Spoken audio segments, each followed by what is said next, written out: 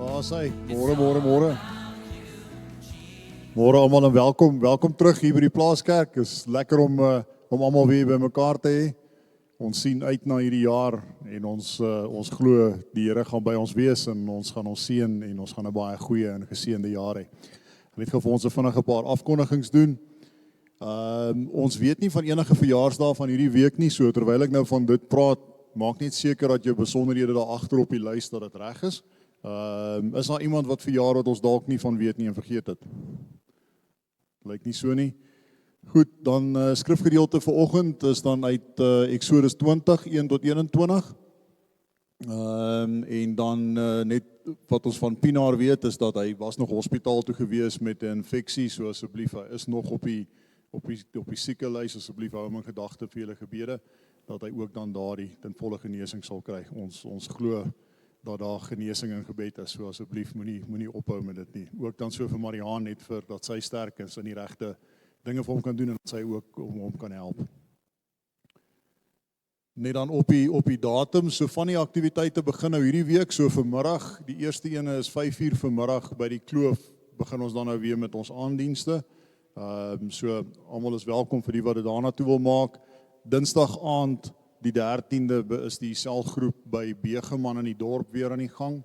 Woensdag aand 7:00 hier op die plaas en Jason, jy's reg Vrydag daar by jou. En dan ook Vrydag die 16de aan die volgende Sunfield wees, 3:00 Vrydag die 16de gaan ons weer Sunfield toe. Die 18de, so Abraham is bietjie op verlof, so volgende week gaan Abraham 'n bietjie rus. So asseblief, ek gaan vra dat iemand nie siek word of dood gaan volgende week nie, hou dit asseblief net by mekaar. Maar Abraham gaan bietjie rus en ons gaan dan net besoekende prediker kry vir ons wat net gaan inkom en vir ons 'n boodskap gaan kom gee. Ons sien nogal uit daarna, vir die van julle wat hom geken het, dis Johan wat vir ons die klavier gestem het, hy gaan vir ons 'n boodskap kom gee hierso, so ons sien uit daarna. Sunfield het ek nou klaar genoem, die 16de Januarie is ons terug daar by Sunfield.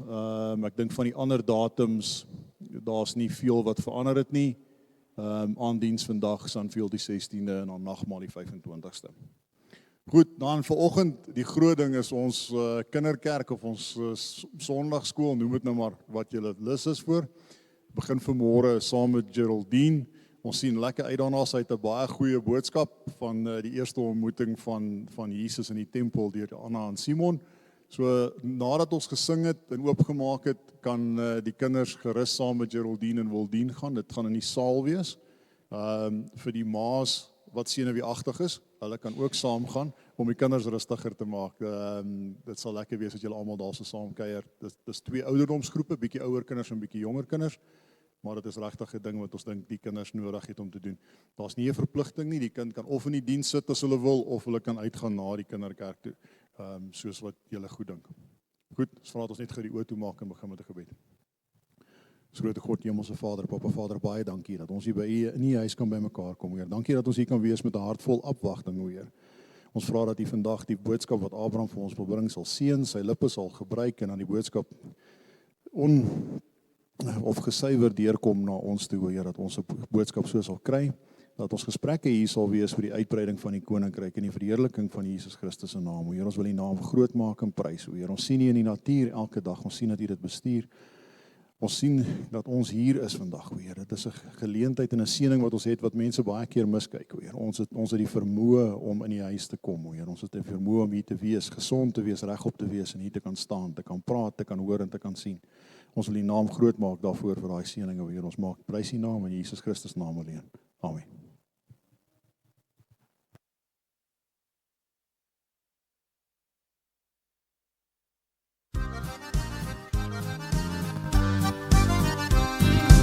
Alle volke klap jou hande, juig tot eer van God. Verhef jou stem en roep sy naam in elke stad op aarde. Sing en sing dan saam, loof en prys sy grote naam, want hy is koning ewig in die hemel en op aarde. Sing en sing dan saam, loof en prys sy grote naam, want die hemelkoning skenk ons sy genade. Hy is koning ewig in die hemel en op aarde, die volke kniel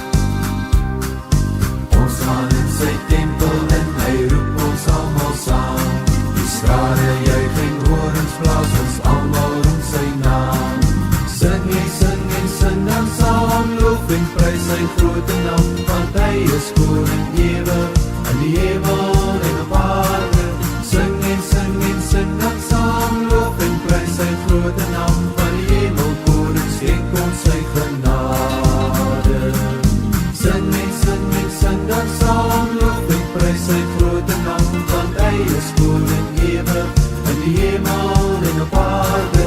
Sing en sing dan saam, loof en prys sy grote naam, want die hemel koning skenk ons sy genade.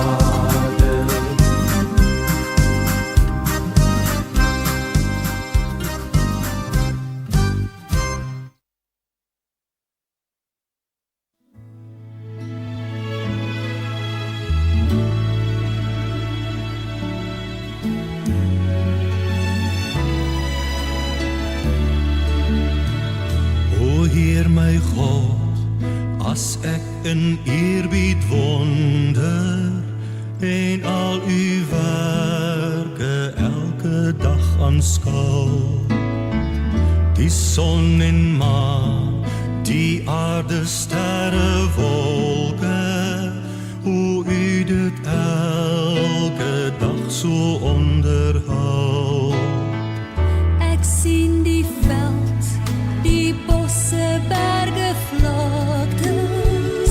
Ek hoor hoe fluister grasse, stroom en wind.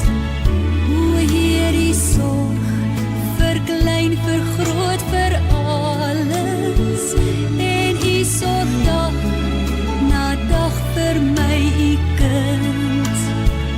Dan moet ek juig my redder en my God. Hoe groot is u, hoe groot is u, wanneer die hele skepping klink dit saam. Hoe heerlik weer u grote naam.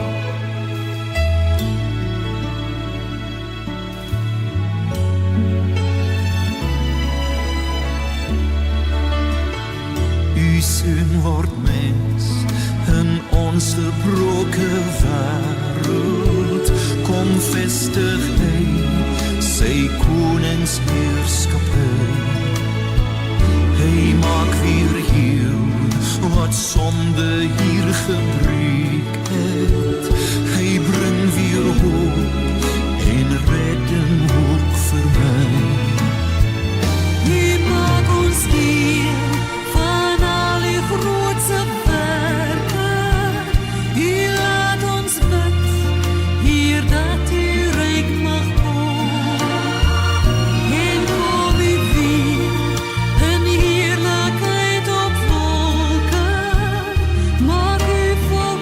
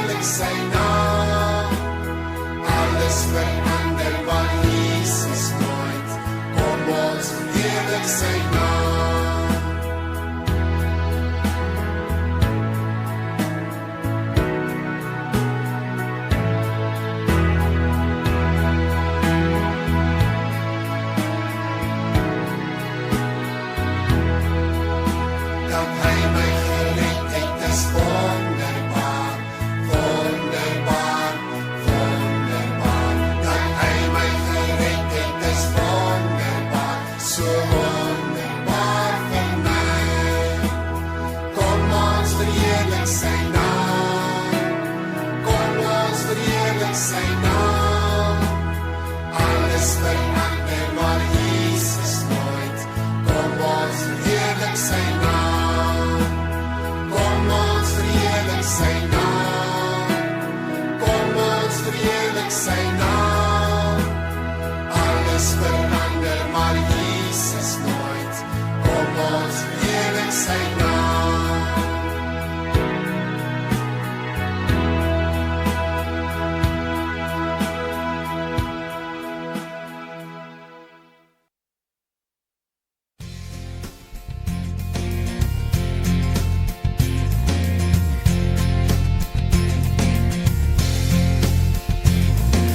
Die goedheid hier kan ons nie pyl nie. Wie word daardeur nie diep getref? Niks anders bring vir ons die heil nie. Ons wil ons hart tot U verhef. Aan U alleen ons dank en ere, U wat ons in U liefde lei. U sal ons nooit vergeet nie, Here. U wil ons in U waarheid lei.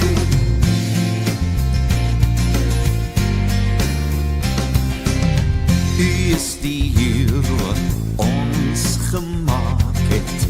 Voor U kom ons U skepsel staan. U is die Heer wat steeds gewaak het, deur wie ons gans en al bestaan. U bring in ons gemoed die vrede, U sterk ons gees met nuwe krag. U gee lig oor ons rede, dis U van wie ons heil verwag.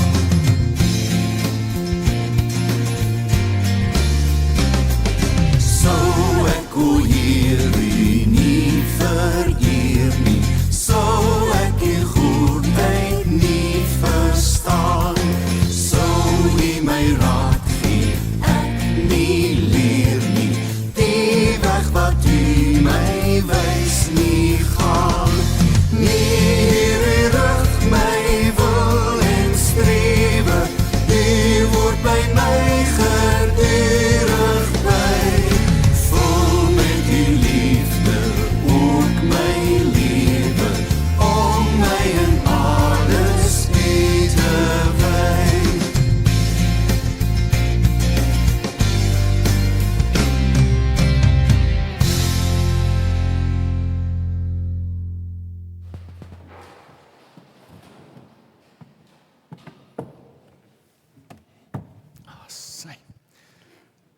En wat 'n voorreg dat ons vanmôre weer so in die huis van die Here hier in die nuwe jaar bymekaar kan kom en so wonderlik as ons so saam kan sing, die Here se naam groot kan maak. En in elkeen van hierdie liedjies is daar 'n tema.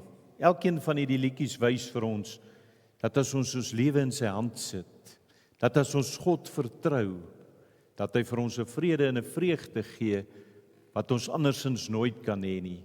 Maar ons as mense is so geneig om op ons eie aan te wil gaan. Ons wil maar ons eie ding baie keer doen. Ons wil self probeer, self alles uitrig. En dan wil ons amper vir God soos 'n noodwiel daar in die hoek hou. En as dinge regtig vasval en ek nie meer kan nie, dan wil ek hom daar gaan uithaal. Maar as ons na elkeen van hierdie liedjies kyk, as ons in die woord van God kyk, dan is dit nie wat God van ons vra nie. Dan vra hy van ons, gee my jou lewe.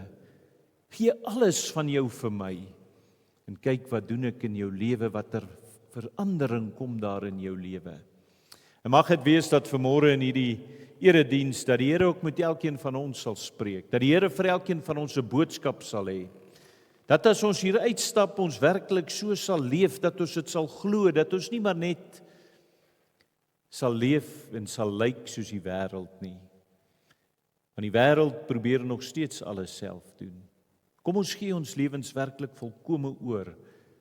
Ons gee dit in God se hand en ons volg Jesus in alles.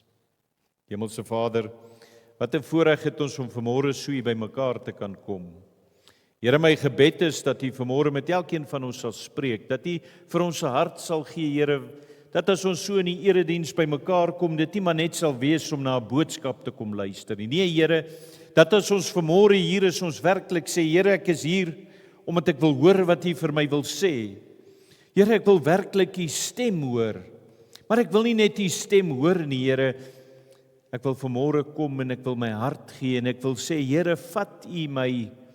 Laat my dit wat ek hoor, myne maak in my lewe, dat ek U vertrou met alles. En ja, Here, selfs daar waar U partykeer dit vir ons moeilik lyk om dit reg te kry.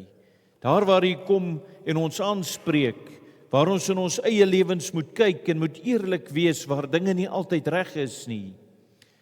Dat ons daar ook sal sien, dat ons nie sal weghardloop wanneer U dit aan ons uitwys nie, maar dat ons na U sal kom en dat ons sal sê, hier is ek, Here, ek kom gee dit vir U, kom verander U my, kom maak U my nuut en laat my lewe leef soos U bedoel het ek dit moet leef. Mag dit vanmôre wees dat U so met elkeen van ons sal spreek en ek bid dit in Jesus naam, amen. Daar is 'n sin, skus, wil julle gou uitgaan, ek gaan gou as die wat die kinders daar wil saam gaan.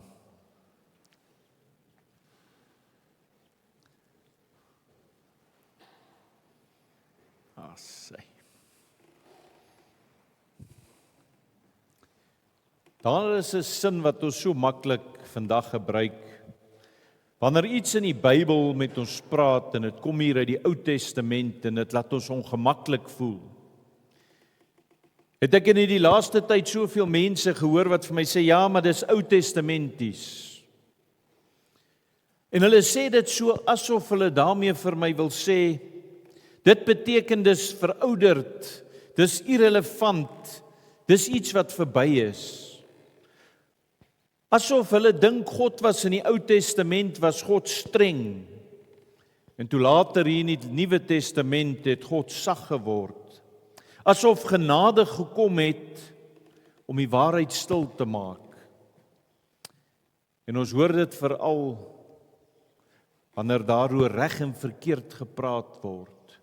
Wanneer daar daardie dinge duidelik is wat die woord vir ons sê, waar dit ons 'n duidelike riglyn wil gee hoe ons moet optree. Daar waar God duidelik dit iets maak, dat daar nie eers 'n grys gebied is nie, dit staan so vas, dis die woord van God.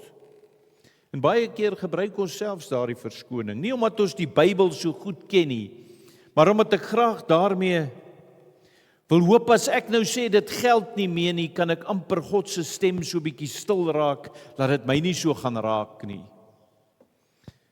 Maar hier is die eerlike vraag wat elkeen van ons vanmôre moet vra.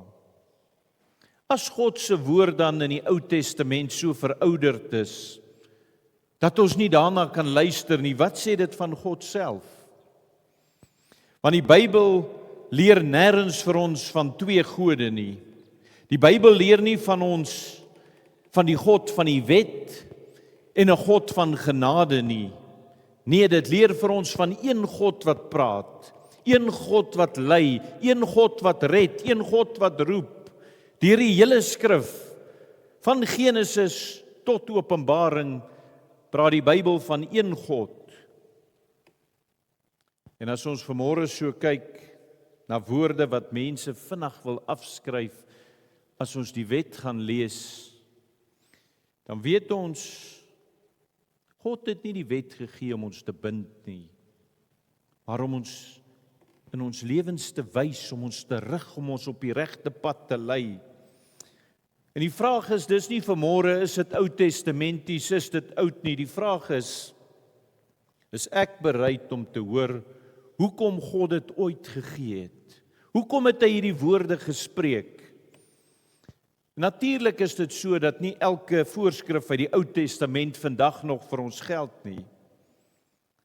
Maar alles wat God se karakter openbaar, bly waar. Want God is dieselfde gister, vandag en môre en hy verander nooit. En daarom wil ek hê ons moet vanmôre saam hier lees as ons Bybels wil oopmaak. En hierdie is 'n gedeelte wat die meeste mense so goed ken, want ons het dit eintlik vir baie jare elke Sondag in die kerk gehoor. As ons die wet van die Here lees, daar in Eksodus 20 vanaf vers 1.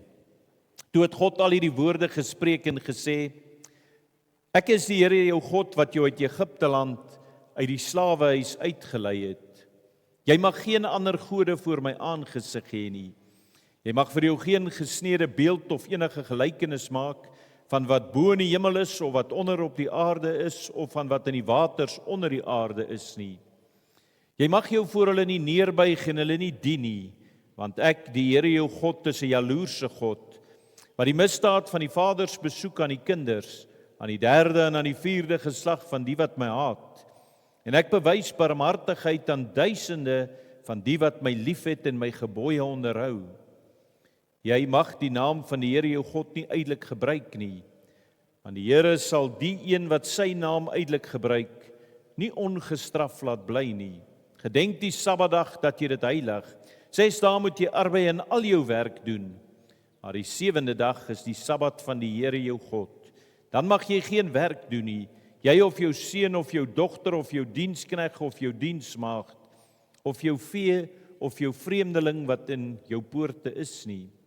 Want in 6 dae het die Here die hemel en die aarde gemaak, die see en alles wat hy daarin is, en op die 7de dag het hy gerus. En daarom het die Here die Sabbatdag geseën en dit geheilig. Eer jou vader en jou moeder, dat jou dae verleng mag word in die land wat die Here jou God aan jou gee. Jy mag nie doodslaan nie, jy mag nie egbreek nie, jy mag nie steel nie, jy mag geen valse getuienis teen jou naaste spreek nie. Jy mag nie jou naaste se huis begeer nie, jy mag nie jou naaste se vrou begeer nie, of sy diensknegt of sy diensmaagd, of sy os of sy esel, of iets wat van jou naaste is nie. En toe die hele volk die donderslae en die blitse en die geluid van die basuin en die rokende berg bemerk, het die volk dit gesien en gebewe en op 'n afstand bly staan. En hulle het vir Moses gesê: Spreek u met ons dat ons kan luister, maar laat God nie met ons spreek nie, anders sterwe ons. En toe antwoord Moses die volk: Wees nie bevrees nie, want God het gekom om julle te beproef en dat sy vrees voor julle oë mag wees, sodat julle nie sondig nie. So het die volk dan op 'n afstand bly staan, maar Moses het nader gegaan na die wolke donkerheid, daar waar God was. As ons hier kyk in hierdie begin van Eksodus 20, dan sien ons hierdie woorde wat mens so maklik kan mislees as mens die wet hier lees, wat ons so vinnig oorlees. Maar hierdie woorde is eintlik wat alles bepaal wat daarna volg. Want as ons hier sien, dan staan daar, en God het al hierdie woorde gespreek. Dis nie Moses wat dit gespreek het nie, dis nie die volk nie, dit was nie woorde van die kultuur van die tyd waarin hulle geleef het nie, nee, God het gepraat. En dit beteken dat die 10 gebooie is nie idees oor wat reg of verkeerd is nie, dis God se openbaring wat vir ons wys wie hy is, dit openbaar God se karakter. En hierdie woorde kom nie uit debatte wat gevoer is of 'n stemming wat mense gehou het of hoe mense gevoel het nie. Hierdie is God se eie woorde. En in 2026 leef ons in 'n wêreld waar alle mense 'n mening het. Elkeen wat jy mee teekom met 'n mening wat vir jou vinnig kan sê. En so sien ons hoor dikwels, dit voel vir my reg. Ek kan maar so optree want dit voel vir my reg. Of anders sal vir my sê, daai is dalk jou waarheid, maar hierdie is my waarheid. Ek het my eie waarheid geskep en dis wat ek volg. Maar die Bybel begin nie, en hierdie gedeelte begin nie met 'n gevoel nie. Dit begin met God het gespreek. En dis belangrik, want as God praat, as dit God is wat vir ons iets sê, dan laat dit nie plek vir onderhandelinge nie. Dan roep dit ons om te gehoorsaam. As God praat, staan niemand bo sy woord nie. Nie die leiers nie, nie die predikers nie, nie ons tradisies nie, nie kultuur nie. Nee. God staan bo en ons moet na hom luister. Vanmôre wil ek vir elkeen wat hier sit 'n vraag vra.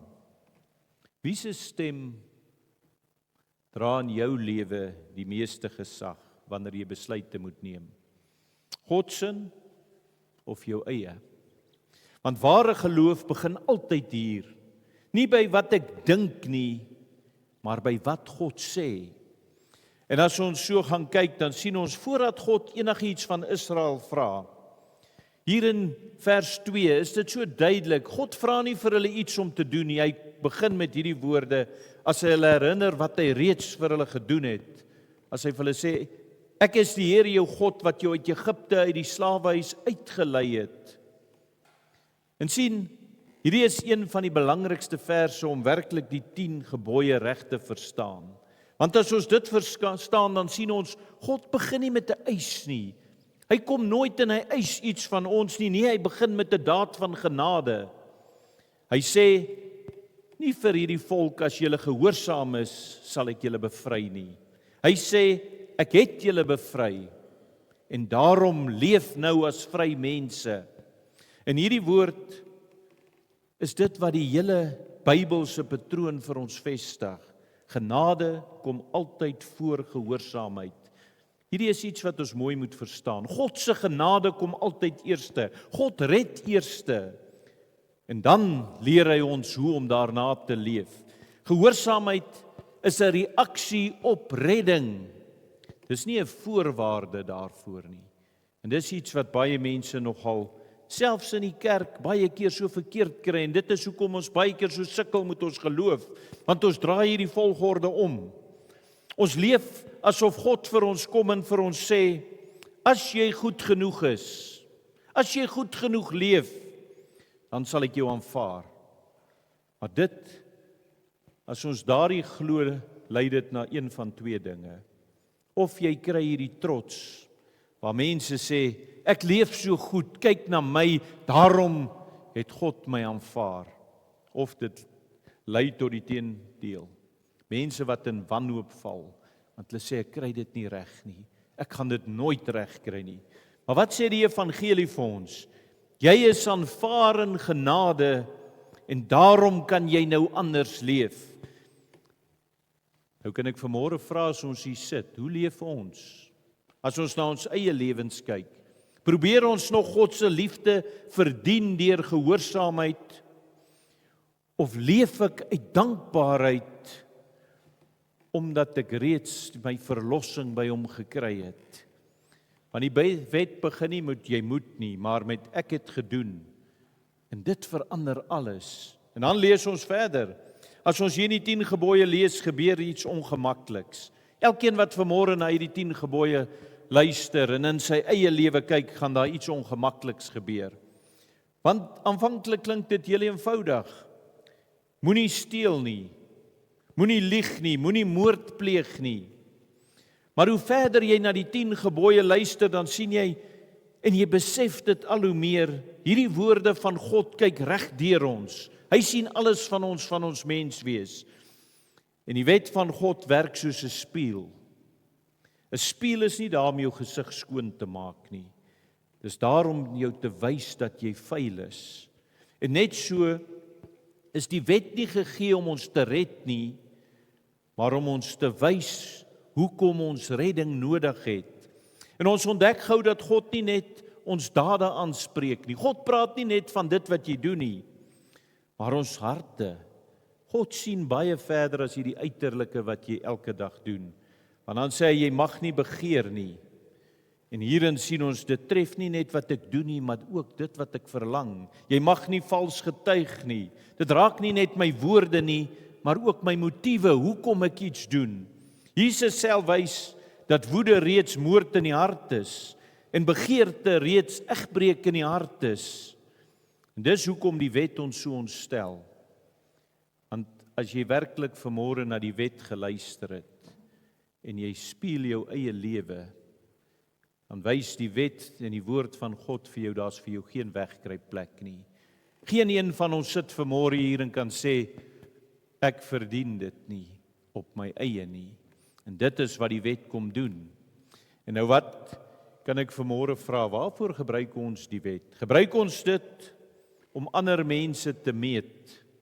Gebruik ons dit om na die ander om ons te kyk en te sê, joh, daarheen of daarheen voldoen daarom nie aan hierdie dele van die wet nie? Of laat ek dit toe dat God daarmee my hart ontbloot? Dat God vir my wys wat in my hart nie reg is nie. Want sien, die wet kan my nie verander nie, maar dit kan my eerlik maak. Dit kan laat ek eerlik voor God staan en erken dit wat in my lewe nie reg is nie, dit wat nie in lyn is met God se woord nie. En eerlikheid is die begin van genade. En wanneer God hierdeur sy wet spreek, gebeur daar iets opvallends. Die volk sien die donder, die weerlig, die rook en hoor die stem van God en dan lees ons, hulle het gebewe en op 'n afstand bly staan. En hierdie is belangrik om te sien as ons hierdie gedeelte lees. God se openbaring trek nie hierdie volk nader nie. Dit laat hulle terugstaan. Wat sê hulle vir Moses? Hulle sê vir Moses, jy kan met ons praat, maar moenie laat God met ons praat nie, want dan gaan ons sterf. En hoekom is dit dat hierdie volk so reageer? Omdat God se heiligheid hulle eie sondigheid bloot lê. Wanneer mens werklik besef in jou lewe wie God is, as jy so sien wie God is en jy spieël jou en jy kyk na jou eie lewe, dan raak jy bewus wie jy nie is nie, wie jy veronderstel is om te wees. En dan is dit 'n baie menslike reaksie om net soos hierdie volk te maak, om eerder weg te trek. Ons doen dit vandag presies nog steeds, maar nie, miskien net op 'n ander manier. Baie mense sê, ek glo in God, maar moet net nie kom en my die heel dag met die Bybel konfronteer nie. Ander sê, ek hou van spiritualiteit, maar moenie kom en oordeel nie. Ander sê, God is liefde, moenie oor sonde praat nie. God is net 'n God van liefde. Hou die sonde daai kant, moenie dit vir ons sê nie. En op daai manier maak jy net soos hierdie volk. Jy hou God op 'n veilige afstand. Wat maak ons in ons lewens wanneer God se woord vir ons ongemaklik raak? Trek dit ons nader na God toe, dat ek in berou voor God kom staan en sê, Here, dit is nie reg of dat is nie reg in my lewe nie. U woord, u wet maak dit vir my duidelik. Of trek ek terug soos hierdie volk en staan net in selfverdediging? Want die volk wou 'n stem hê, maar hulle wou nie God se nabyheid hê nie. Maar ware geloof begin eers wanneer ons nie wegstaan nie, maar eerlik voor God bly staan. As jy vanmôre hierdie wet na luister en jy toets jouself, en hier's iets in hierdie wet wat God vanmôre vir jou sê, hierdie is verkeerd in jou lewe, dan het jy 'n keuse. Jy kan soos hierdie volk terugstaan en sê, of jy kan nader kom en sê, Here, ek kom met berou. Ek kom gee dit vir U. Ek kom maak dit reg. En ek kom in 'n verhouding met U. En dan sien ons, daar's twee soorte vrees hier, wat Moses hier vir ons sê. En as ons so dit hier op die eerste slag so gelees het, dan lyk dit so of dit so teenstrydig kan klink, want moenie bang wees nie, maar dan sê hy, maar dat die vrees van God voor julle kan wees, sodat julle nie sondig nie. En die Bybel onderskei hier mooi tussen twee soorte vrees. Die eerste is hierdie verlammende, vernietigende vrees, die soort wat sê, God is gevaarlik, ek moet wegkom, God sien hoe sondig ek is, ek moet wegkom, dis waar hierdie volk was. En so vrees dryf mense weg van God. Dit laat hulle wegkruip, dit laat hulle stil bly, dit hou hulle op 'n afstand. Dan praat Moses ook van 'n ander vrees, 'n heilige, 'n rein vrees. En dis nie paniek nie, maar dis ontzag. Dit is wanneer jy besef, en dis iets wat elkeen van ons in ons lewens moet besef, jy kan nie jou lewe leef as jy hierdie nie besef nie. God is heilig, groot en regverdig, en ek moet hom ernstig opneem. Hierdie vrees hou mense nie weg nie, want as jy met hierdie ontzag na God kyk, dan hou dit jou wel wakker. Dit beskerm jou teen hierdie selfmisleiding. Daar waar jy in jou lewe sit en dink, ag, ek is goed genoeg. Maar hier kom God, en daardie vrees as ek in God kyk en ek spieël myself en ek sien God se heiligheid, dan weet ek moet na hom kom met die regte vrees. En in ons tyd verwerp mense baie keer alle forme van vrees, omdat dit vir hulle negatief klink. Tog kom Moses hier en tog kom die skrif en sê, hierdie vrees bewaar ons teen sonde.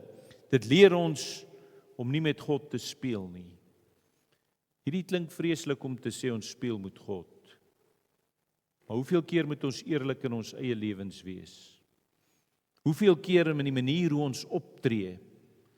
Hier waar elkeen van ons 'n voorreg het om elke Sondag die woord van God te hoor. Hoe ons presies weet wat God van ons verwag. Hoeveel keer speel ons nie met God nie? Want met ons lippe sê ons, Here, U is my God, maar met my lewe leef ek glad nie so nie. As ons dan verder hier kyk, terwyl die volk so op 'n afstand bly staan het, leer ons iets baie mooi hier van Moses. Maar Moses het nader gegaan na die donker wolk waar God was. En hier sien ons twee verskillende reaksies. Dis presies dieselfde God wat voor hulle staan. Die volk staan terug, hulle trek weg, hulle sê ons kan nie voor God staan nie, want ons sal sekerlik sterf. En die verskil hier was nie dat Moses minder sonde as die volk gehad het nie. Moses, weet ons almal, was 'n man met net so gebroke verlede. Hy was 'n moordenaar wat genade ontvang het. Maar wat was die verskil wat Moses geweet het? Moses het net soos die volk geweet, God is heilig. Maar Moses het ook geweet, God is genadig. En Moses se nadergaan wys vir ons iets baie belangriks. Sondige mense, en dis elkeen van ons, het 'n middelaar nodig. Die volk besef dit eintlik self wanneer hulle sê, jy praat met ons, laat God nie direk met ons praat nie, hulle vrees die dood. Hulle weet hulle kan nie op hulle eie meriete voor God staan nie. En Moses is hier eintlik vir ons so vooruitskouing na iets groter. Hy staan tussen God en die volk. Hy dra God se woorde na die mense en die mense se nood na God toe. Maar Moses was nie die finale antwoord nie. Moses was maar net 'n teken. En as ek vanmôre vir elkeen wat hier sit kan vra, probeer ons nog elke dag voor God staan op grond van ons eie goedheid, omdat ons dink ons verdien dit, of vertrou ek op God se voorsiene middelaar, 'n verlosser wat hy vir ons gegee het. Want hier begin die Bybel se groot verhaal so duidelik word. God maak self 'n weg na hom toe oop, want ons lees daar, dis opvallend dat God direk nadat hy hierdie wet vir hulle gegee het, begin hy nie met strawwe of dreigemente wat gaan gebeur as hulle die wet nie nakom nie. Nee, hy gee vir hulle instruksies om 'n altaar te bou. En dis nie toevallig nie. God weet presies wie die mens is. God ken elkeen van ons wat hier sit. En hy weet, hierdie volk van hom gaan hierdie wet verbreek. Met ander woorde, die wet en die offer word saamgegee deur God. Die wet wys vir hulle wat is die weg, hoe hulle moet wandel, wat hulle moet doen. En die altaar voorsien vir hulle 'n pad wanneer hulle iets in die wet nie nakom nie. God bou van die begin af genade in sy openbaring in. Hy wys vir ons hoe ons moet leef, maar hy wys vir ons omdat hy ons ook ken as mense wat so maklik kan struikel, gee hy vir ons ook daar sy genade klaar. En hierdie altaar, lees ons, moes eenvoudig wees, van grond, onverwerkte klip. God wou nie hê hierdie altaar moet iets wees wat vreeslik mooi was, wat die mense moes dink, dit is iets pragtig om by te kom nie. Dit het vir God gegaan oor wat gebeur by die altaar, versoening wat daar gebeur. Want wanneer daai offer gebring is daar gesê, iemand sterf in jou plek. En dit leer ons iets belangrik. God se wet was nooit bedoel om mense selfregverdiging te maak nie. Jy kon jou nooit selfregverdig nie. Dit was bedoel om mense na God se voorsiening toe te bring. Wanneer ons in die lewe 'n fout maak, wanneer ons faal, en ek weet elkeen hier het al, hardloop ek weg in skaamte, of kom ek na God toe in berou? Want die altaar wat hier langs aan gestaan het, het vir hulle dit reeds gefluister. Jy gaan 'n verlosser nodig hê. Dis wat dit vir hierdie volk gesê het. En wanneer ons by Eksodus 20 so stil staan, moet ons eerlik wees. Niemand het hierdie wet volmaak gehoorsaam nie. Nie Israel nie, nie Moses nie, nie ons nie. Die hele geskiedenis wys dit oor en oor. En tog is daar een wat gekom het wat presies dit gedoen het. Jesus Christus het nie gekom en die wet afgeskaf nie. Hy het dit kom vervul. Hy het God volkome liefgehad met sy hele hart. Hy het sy naaste volkome liefgehad. Jesus het nooit begeer nie. Hy het nooit gelieg nie. Hy het nooit gehaat nie. Hy het nooit onrein gedink nie. Of so opgetree nie. Waar ons val, het hy gehoorsaam gebly. En tog sterf hy aan 'n kruis, asof hy al hierdie dinge oortree het. En dis die hart van die evangelie, dat 'n onskuldige vir ons wat skuldig is kom sterf het. Sy gehoorsaamheid word aan ons toegereken, en ons skuld word alles op hom gelê. En die wet sê vir jou vanmôre, jy het oortree. Maar Christus sê, ek het alles volbring vir jou redding. Maar nou is die vraag wat elkeen van ons moet beantwoord. Rus ons werklik so in Christus se voltooide werk? Of probeer ek nog steeds elke dag myself bewys voor God, dat ek dit uit myself wil doen? Want sien, die wet het nie gekom om ons na selfvertroue te lei nie, maar na Christus toe te lei. En in hom vind ons rus en kan ons ware lewe kry.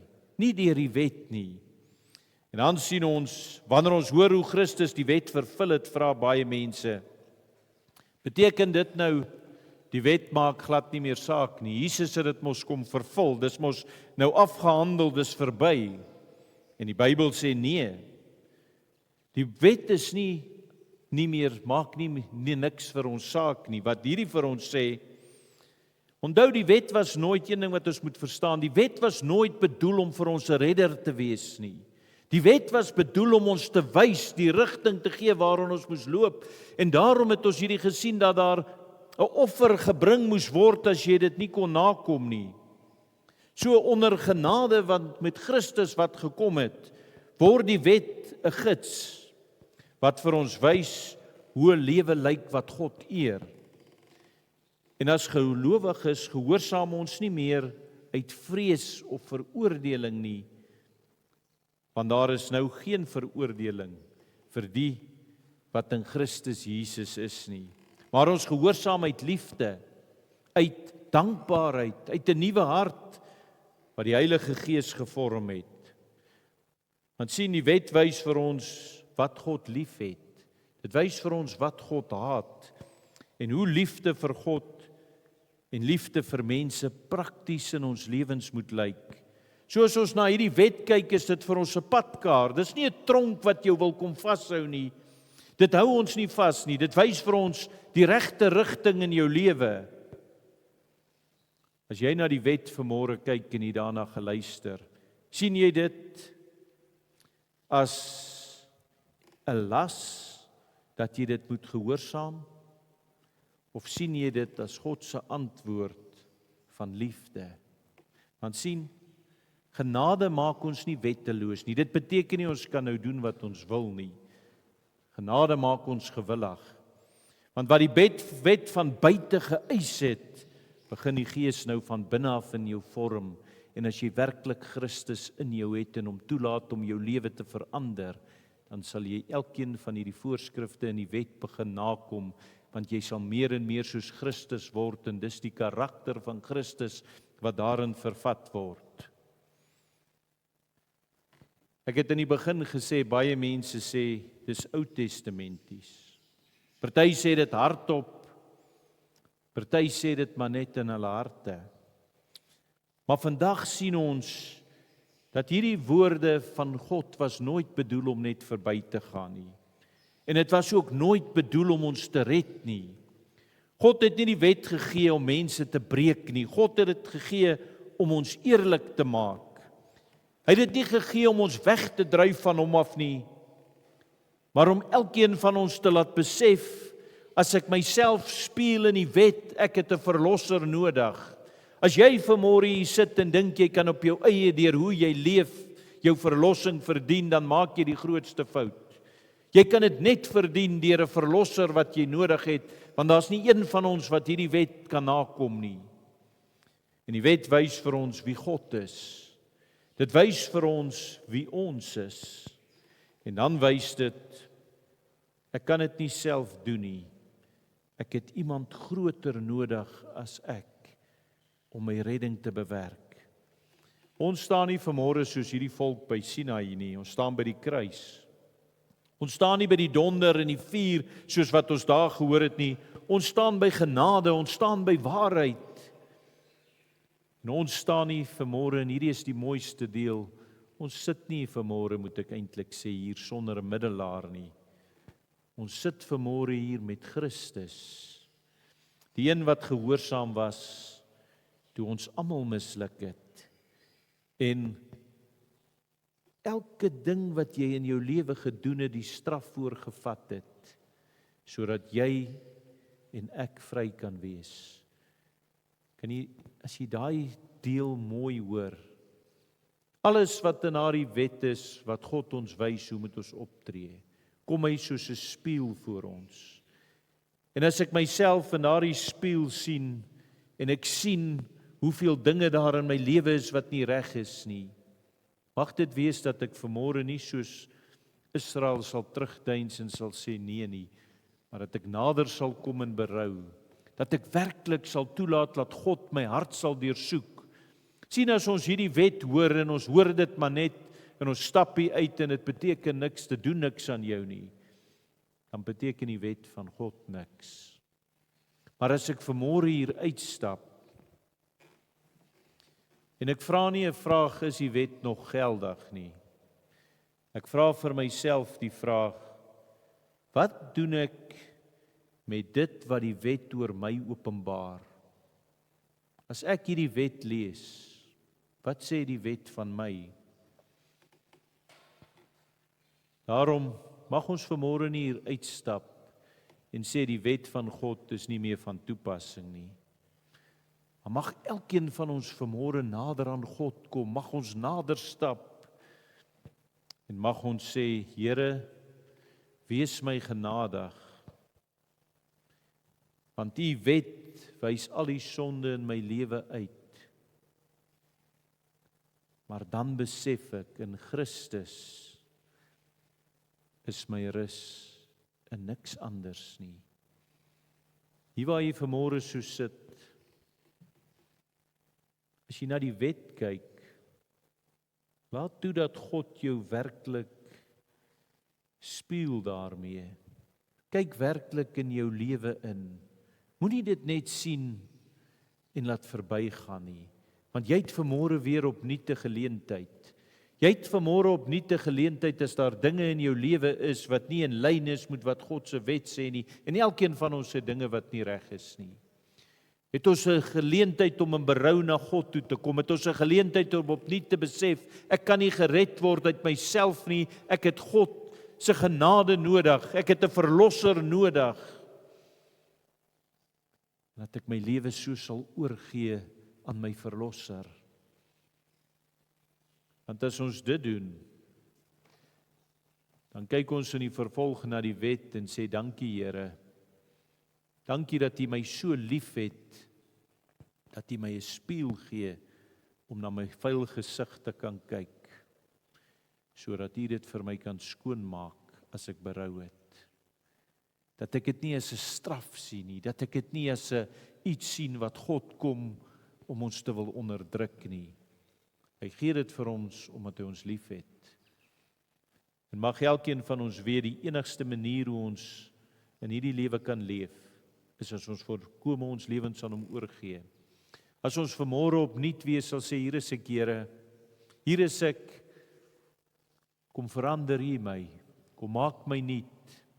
Laat die Gees in my bly, laat die Gees my lei.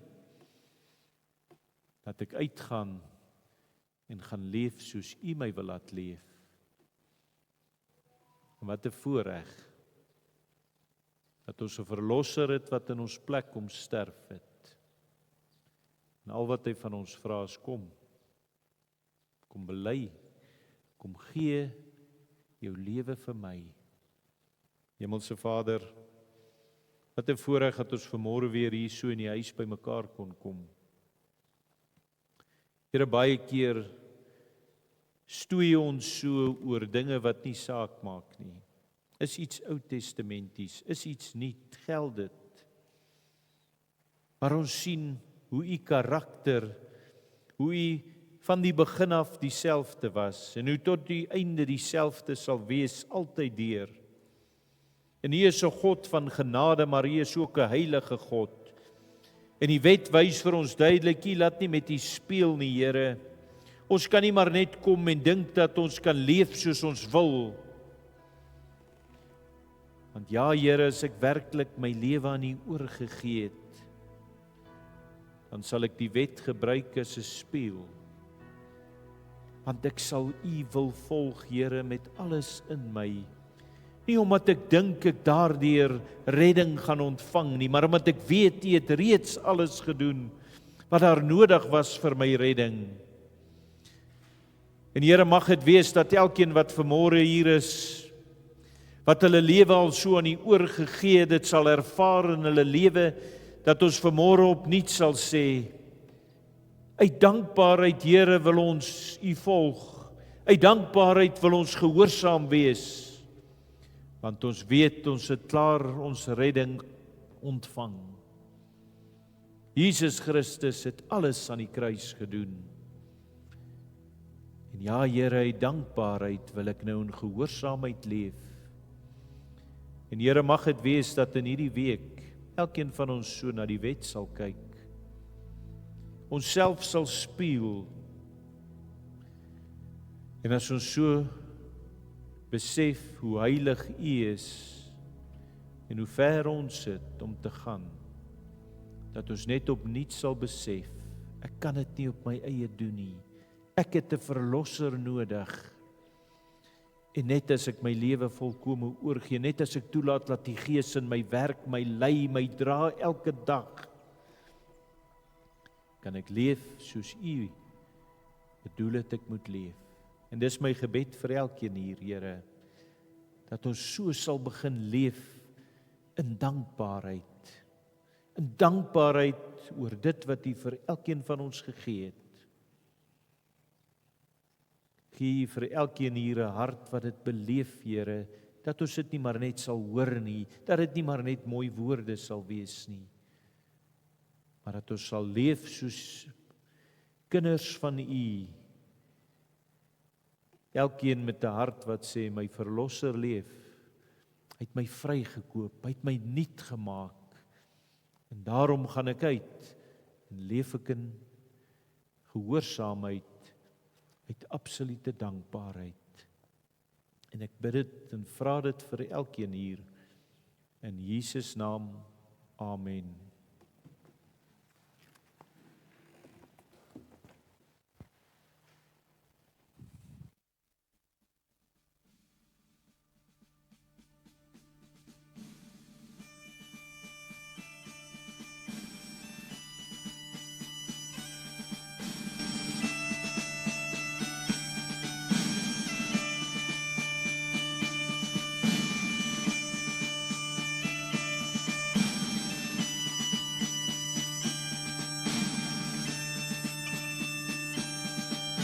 Ek sien in my gees die glorie en die almag van die Here. Heer die Allerhoogste, wat in liefde oor sy koninkryk regeer.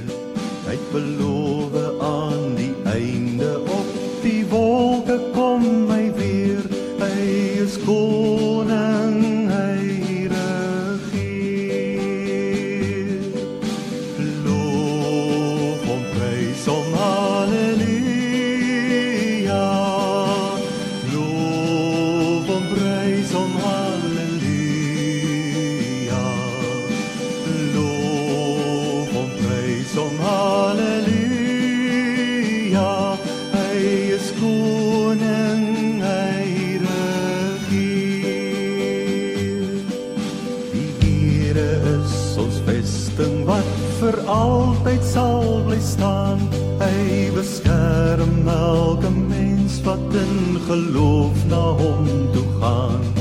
Hy is ons skuiling, hy is ons wapen, hy het die vyand reeds verslaan. Hy is die rots wat ewig staan. Loof hom, prys hom, halleluja. Loof hom, prys hom, halleluja. Loof hom, prys hom, halleluja. Hy is die rots wat ewig staan. Kom deel nou in ons loflied, hef jou hande op na bo. Blaas bassyne, slaan op tromme en kom dans voor God se oor. Kom leef in die oorwinning van sy woord waarin ons glo, want sy woord sal ewig staan.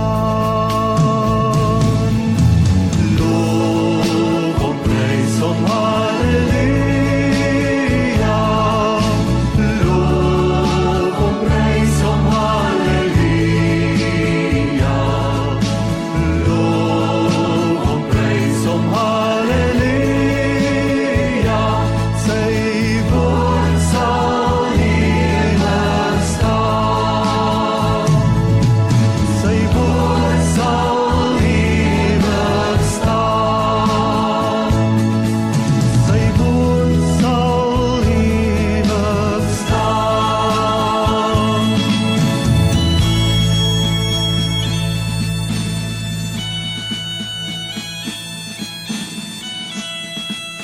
As ons so met die oorwinningslied afsluit, wat 'n voorreg. Hierdie laaste woorde wat ons gesing het, sy woord sal ewig staan. Mag dit wees waarop ons lewens sal bou. Mag dit wees dat as ons hier uitgaan, dit sal wees wie ons is. Kinders van God wat weet sy woord sal ewig staan. Dit wat in sy woord staan, is vas.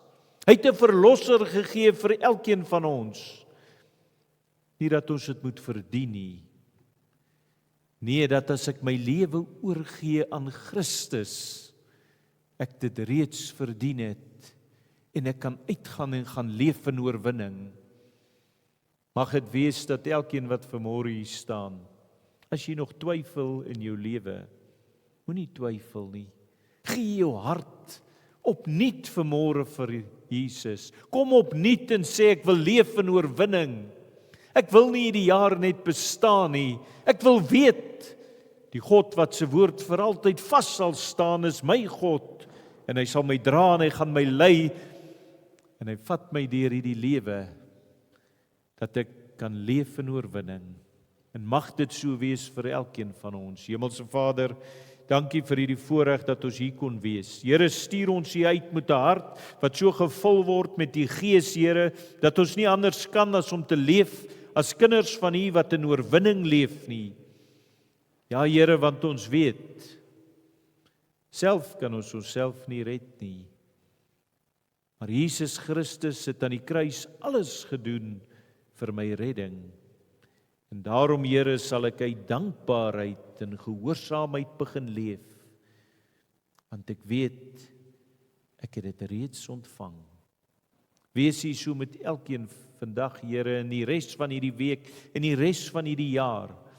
Dat ons werklik sal uitgaan en so in oorwinning sal gaan begin leef.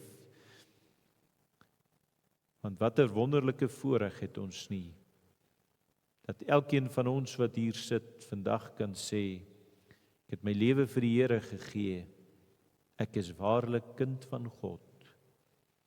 Gee dat ons sal leef soos kinders van God. En ek bid dit en vra dit in Jesus naam. Amen. Almal word uitgenooi om lekker 'n koppie koffie saam daar in die saal te kom drink.